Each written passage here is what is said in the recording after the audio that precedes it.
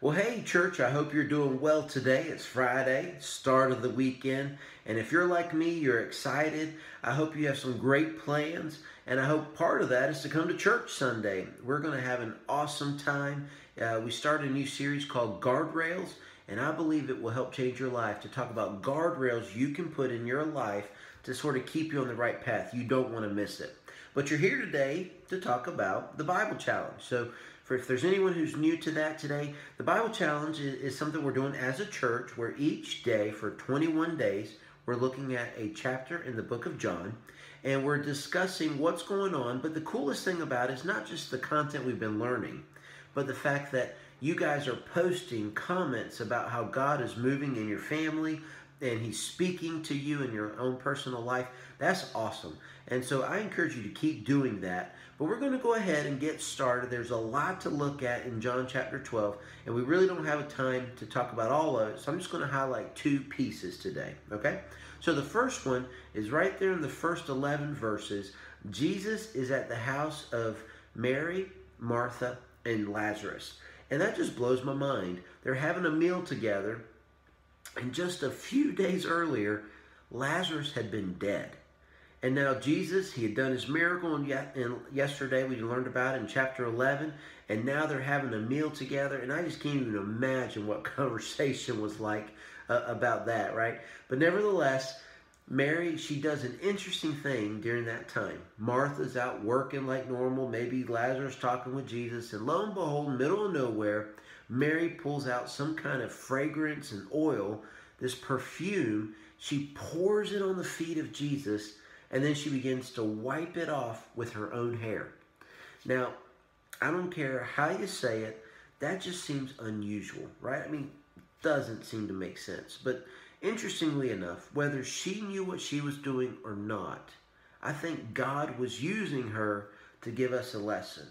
Because in essence, she was preparing Jesus for His own death, for His own burial.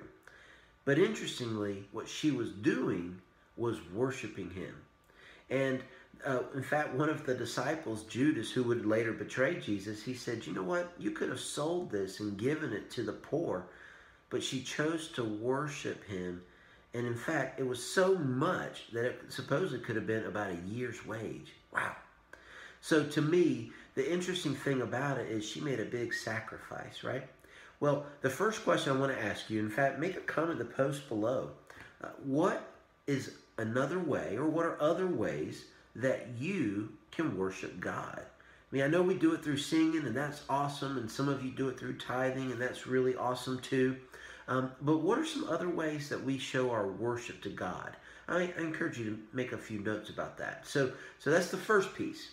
Well, then right after that, Jesus, He's going to Jerusalem to celebrate the Passover meal, a Jewish holiday, a Jewish celebration that was a kind of a reminder of what happened in the wilderness when Moses brought the people of Israel out of Egypt, right?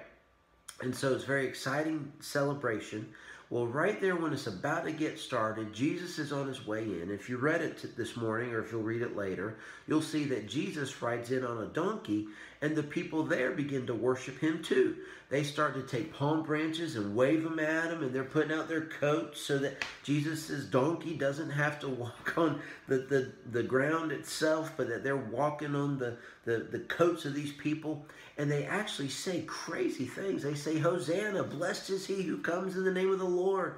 Blessed is the King of Israel. And the reason why I say it's crazy is because just a few days later, their tune changes. They go from praising God and worshiping Him to yelling, crucify Him. So I find it so amazing that just a few days later, it's almost like they forgot that they wanted Him to be their king. Now they want Him to die. And I thought about that a little bit, and I'm sure you have too. We do the same thing. We don't necessarily do it like they did, but we worship God. We try to do it with our best. We come to church on Sundays or however you worship God. But then later on, we, in essence, put Jesus right back on that cross with the bad things that we do, the sins and temptations that we fall into. We believe in Jesus. We love Him. We do our best, but then we go against His heart. And so the second question I want to ask you, you're welcome to make comments, to be open about it, but I want you to think about this. Do you love Jesus and then also crucify him again?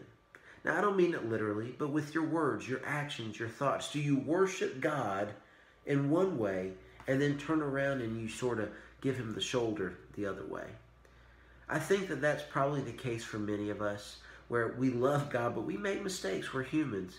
But I encourage you to try to be more like Mary and a less like the crowd, because we want to become more and more like Jesus. Amen? Well, I hope you've enjoyed this time, and I'm going to get some more work done today here at the church. I'm here in my office today, and it's kind of a nice, cool place. I enjoy it. It's kind of quiet and get a lot done. And so I hope you have a wonderful rest of your day, and I look forward to seeing you on Sunday. Take care, and God bless.